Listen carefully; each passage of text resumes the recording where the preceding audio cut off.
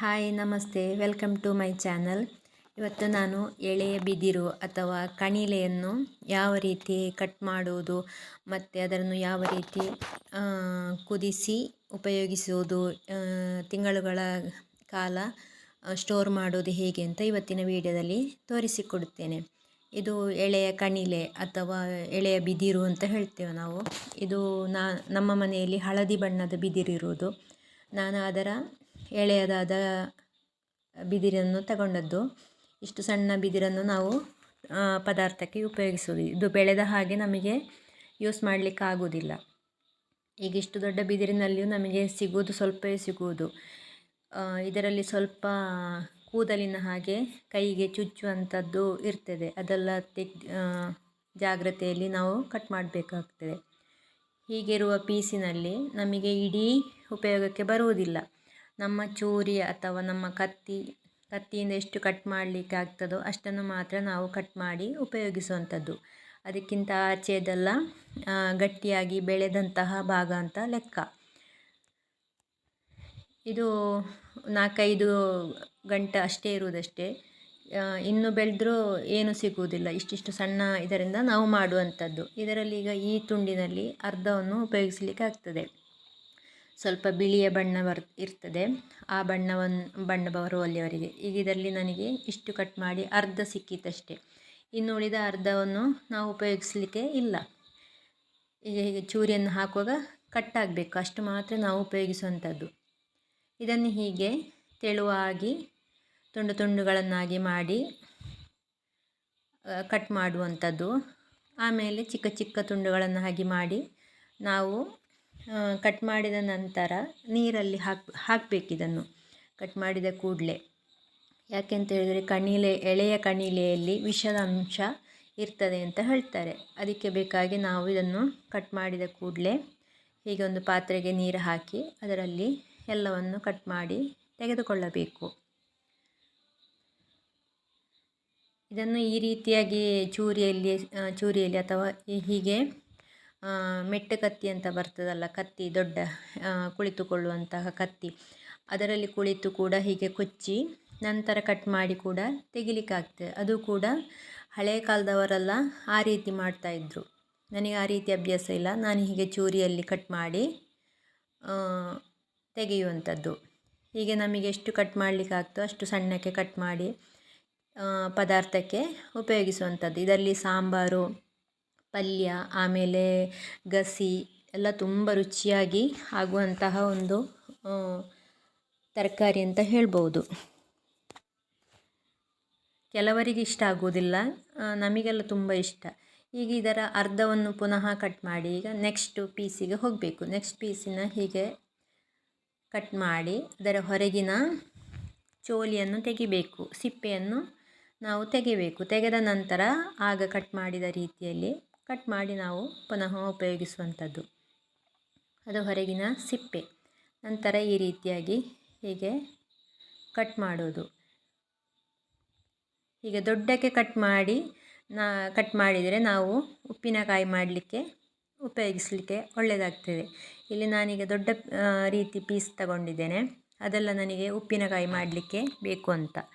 ಸುರುವಿಗೆ cut ಮಾಡಿದ್ದು ಪಲ್ಯ, ಗಸಿ ಅಥವಾ ಸಾಂಬಾರು ಮಾಡಲಿಕ್ಕೆಲ್ಲ ಒಳ್ಳೆಯದಾಗ್ತದೆ. ಉಪ್ಪಿನಕಾಯಿಗೆ ನಾವು ಸ್ವಲ್ಪ ದೊಡ್ಡ ತುಂಡುಗಳನ್ನಾಗಿ ಮಾಡಿ ಹೀಗೆ ನೀರಿಗೆ ಕೊರೆದು ಹಾಕುವಂಥದ್ದು. ಈಗ ಎಲ್ಲವನ್ನು ಅದೇ ರೀತಿ ನಮಗೆ ಯಾವ ಪದಾರ್ಥಕ್ಕೆ ಬೇಕು ಅಂತ ನೋಡಿಕೊಂಡು ಎಲ್ಲವನ್ನು ಕಟ್ ಮಾಡಿ ನೀರಿಗೆ ಹಾಕಿ ರೆಡಿ ಮಾಡಿ ಇಟ್ಟುಕೊಳ್ಳೋಣ. ಕೆಲವರು ನೀರಿಗೆ ಹಾಕಿ 2-3 ದಿವಸ ಹಾಗೆ ಇಟ್ಟುಕೊಳ್ಳುತ್ತಾರೆ. ಯಾಕೆಂತ ಹೇಳಿದರೆ ಅದರಲ್ಲಿರೋ ವಿಷಾಂಶ ಹೋಗಲಿಕ್ಕೆ ಬೇಕಾಗಿ. ಈಗ ನನಗೆ ಎಲ್ಲ ಕಟ್ ಮಾಡಿ ಆಯಿತು. ಇದೆಲ್ಲ ಇದರ ಹೊರಗಿನ ಸಿಪ್ಪೆ. ಇದರಲ್ಲಿ ಇಷ್ಟು ದೊಡ್ಡ ಎಳೆಯ ಬಿದಿರಿನಿಂದ ನನಗೆ ಸ್ವಲ್ಪವೇ ಸಿಕ್ಕಿದ್ದಷ್ಟೇ. ಅಂತ ಹೇಳಿದರೆ ಅದರಲ್ಲಿ ಉಪಯೋಗಕ್ಕೆ ಬಾರದ ತುಂಡುಗಳೇ ಜಾಸ್ತಿ ಇರುವಂಥದ್ದು. ಸ್ವಲ್ಪ ಉಪ್ಪಿನಕಾಯಿಗೆ ಕಟ್ ಮಾಡಿ ತಗೊಂಡೆ, ಸ್ವಲ್ಪ ಪಲ್ಯ, ಸಾಂಬಾರು ಅಂಥದ್ದು ಮಾಡಲಿಕ್ಕೆ ಬೇರೆಯಾಗಿ ತಗೊಂಡೆ. ಇದನ್ನೀಗ ನಾವು ಚೆನ್ನಾಗಿ ತೊಳೆಯಬೇಕು. 2-4 ಸಲ ನೀರಿನಲ್ಲಿ ತೊಳೆದು ನಂತರ ಅದನ್ನು ನಾವು ಪುನಃ ನೀರು ಹಾಕಿ ಕುದಿಸಿಕೊಳ್ಳಬೇಕು. ನಾನು ಮಾಡುವ ರೀತಿಯಲ್ಲಿ ನಾನಿವತ್ತು ತೋರಿಸಿಕೊಡೋದು. ಹೀಗೆ ನೀರಲ್ಲಿ ಹಾಕಿ ಚೆನ್ನಾಗಿ ತೊಳೆದು ಪುನಃ ನೀರು ಹಾಕಿ ಒಲೆಯಲ್ಲಿಟ್ಟು ಒಂದು ಅರ್ಧ ಗಂಟೆಗಳ ಕಾಲ ನಾವು ಇದನ್ನು ಚೆನ್ನಾಗಿ ಕುದಿಸಿಕೊಳ್ಳಬೇಕು. ಕುದಿಸಿ ಅದರಲ್ಲಿರುವ ವಿಷದ ಅಂಶವನ್ನೆಲ್ಲ ನಾವು ತೆಗೆಯುವಂಥದ್ದು. ಕಣಿಲೆಯಲ್ಲಿ ವಿಷದ ಅಂಶ ಇರ್ತದೆ ಅಂತ ಹೇಳ್ತಾರೆ. ಈಗ ಇದು ಚೆನ್ನಾಗಿ ಕುದಿದು ವಿಷದ ಅಂಶ ಎಲ್ಲ ಬಿಟ್ಟಿದೆ. ಇನ್ನಿದನ್ನು ನಾವೀಗ ಸೋಸಿ ಬೇಕಾದ ಹಾಗೆ ಸ್ಟೋರ್ ಮಾಡುವಂಥದ್ದು. ಇದು ನಾನು ಮಾಡುವಂತಹ ರೀತಿ.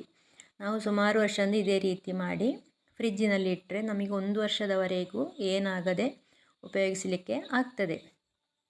ಕೆಲವು ಜನರು ಏನು ಮಾಡ್ತಾರೆ ಅಂತ ಹೇಳಿದರೆ, ಹೀಗೆ ನೀರಲ್ಲಿ ಕುದಿಸದೆ ನಾನು ಫಸ್ಟಿಗೆ ತೋರಿಸಿದಾಗೆ ನೀರಿನಲ್ಲಿ ಹಾಕಿ ದಿನನಿತ್ಯ ಅದರ ನೀರನ್ನು ಚೇಂಜ್ ಮಾಡಿ 4 ದಿವಸ ಕಳೆದ ನಂತರ ಅದನ್ನು ಪದಾರ್ಥಕ್ಕೆ ಉಪಯೋಗಿಸುವಂಥದ್ದು. ಅದು ಒಂದು ರೀತಿಯ ಸ್ಮೆಲ್ ಬರ್ತದೆ, ಹಸಿ ಹಸಿ ವಾಸನೆ ಬರ್ತಿದ್ದಾಗ ಪದಾರ್ಥಕ್ಕೆ ಒಳ್ಳೆಯದಾಗುವುದಿಲ್ಲ. ಈ ರೀತಿ ಮಾಡಿದರೆ ನಮಗೆ ಪದಾರ್ಥಕ್ಕೆ ತುಂಬ ರುಚಿಯಾಗಿ ಒಳ್ಳೆಯದಾಗಿ ಸಿಗ್ತದೆ. ಇನ್ನೀಗ ಕುದಿಸಿ ಆರಿದ ನಂತರ ನಾವು ಒಂದು ಜಾಲರಿಗೆ ಹಾಕಿ ಅದರ ನೀರಿನ ಅಂಶವನ್ನೆಲ್ಲ ತೆಗೆಯಬೇಕು. ತೆಗೆದ ನಂತರ ನಾವು ಫ್ರಿಜ್ಜಿನಲ್ಲಿ ಇಡುವಂಥದ್ದು. ಫ್ರಿಜ್ಜಿನೊಳಗೆ ಇಡಲಿಕ್ಕಾಗುವಂತಹ ಬಾಟ್ಲಿಯಲ್ಲಿ ತುಂಬಿಸಿ ನೀರು ಹಾಕಿ ಫ್ರಿಜ್ಜಿನಲ್ಲಿಟ್ಟರೆ ನಿಮಗೆ 1 ವರ್ಷದವರೆಗೂ ಹಾಳಾಗದೆ ಉಳಿಯುತ್ತದೆ. ನಿಮಗೆ ಯಾವಾಗ ಬೇಕು ಪದಾರ್ಥಕ್ಕೆ ಆವಾಗ ಅದನ್ನು ತೆಗೆದು ಪುನಃ ಬೇಯಿಸುವ ಇದಿಲ್ಲ. ಯಾಕೆಂತ ಹೇಳಿದರೆ ನಾವು ಆಲ್ರೆಡಿ ಅದನ್ನು ಬೇಯಿಸಿ ಆಗಿದೆಯಲ್ಲ. ಅರ್ಧ ಗಂಟೆಗಳ ಕಾಲ ನಾವು ಅದನ್ನು ಚೆನ್ನಾಗಿ ಕುದಿಸಿ ಬೇಯಿಸಿ ಅದರ ವಿಷದ ಅಂಶವನ್ನೆಲ್ಲ ತೆಗೆದಾಯಿತು. ಇನ್ನೀಗ ಹೀಗೆ ಅದರ ನೀರಿನ ಇದೆಲ್ಲ ಹೋದ ನಂತರ ನಾವೀಗೆ ಬೇಕಾದ ಬಾಟ್ಲಿಯಲ್ಲಿ ಹಾಕಿ ನೀರನ್ನು ಹಾಕಿ ಅದರೊಳಗೆ ನೀರನ್ನು ಹಾಕಿ ಫ್ರಿಜ್ಜಿನಲ್ಲಿ ಇಡುವಂಥದ್ದು. ಇದೀಗ ಚೆನ್ನಾಗಿ ಬೆಂದು ಪದಾರ್ಥಕ್ಕೆ ರೆಡಿ ಆಯಿತು. ನಿಮಗೆ ಫ್ರಿಜ್ಜಲ್ಲಿ ಇಡದೆ ಆವಾಗಲೇ ಯೂಸ್ ಮಾಡಬೇಕು ಅಂತ ಹೇಳಿದರೆ ಡೈರೆಕ್ಟಾಗಿ ಯೂಸ್ ಮಾಡಿ ಪದಾರ್ಥ ಮಾಡ್ಬೋದು.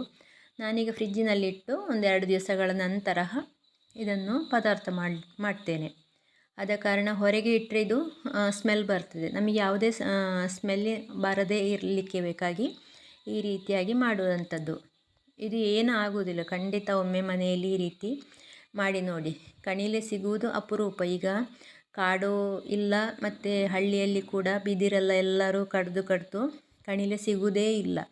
ಎಲ್ಲಿಯಾದರೂ ಸಿಕ್ಕಿದರೆ ಖಂಡಿತ ಈ ರೀತಿಯಾಗಿ ಮಾಡಿ ಟ್ರೈ ಮಾಡಿ ನೋಡಿ. ಹಾಗೆ ಈ ವಿಡಿಯೋ ಇಷ್ಟವಾದರೆ ನಿಮ್ಮ ಫ್ರೆಂಡ್ಸ್ ಆ್ಯಂಡ್ ಫ್ಯಾಮಿಲಿಗೆ ಶೇರ್ ಮಾಡಿ. ಸಬ್ಸ್ಕ್ರೈಬ್ ಮಾಡದೆ ನೋಡ್ತಾ ಇದ್ದರೆ ಖಂಡಿತ ಸಬ್ಸ್ಕ್ರೈಬ್ ಮಾಡಿ ಸಪೋರ್ಟ್ ಮಾಡಿ. ನನಗೆ ಇಷ್ಟು ಒಂದು ಕಣಿಲೆಯಲ್ಲಿ ಇಷ್ಟು 2 ಪದಾರ್ಥಕ್ಕಾಗುವಷ್ಟು ಸಿಕ್ಕಿದೆ. ಹಾಗೆ ಸ್ವಲ್ಪ ಉಪ್ಪಿನಕಾಯಿ ಮಾಡಲಿಕ್ಕೆ ಸಿಕ್ಕಿದೆ. ಉಪ್ಪಿನಕಾಯಿಯನ್ನು ನಾನು ಮುಂದಿನ ವಿಡಿಯೋದಲ್ಲಿ ತೋರಿಸ್ತೇನೆ. ಧನ್ಯವಾದಗಳು.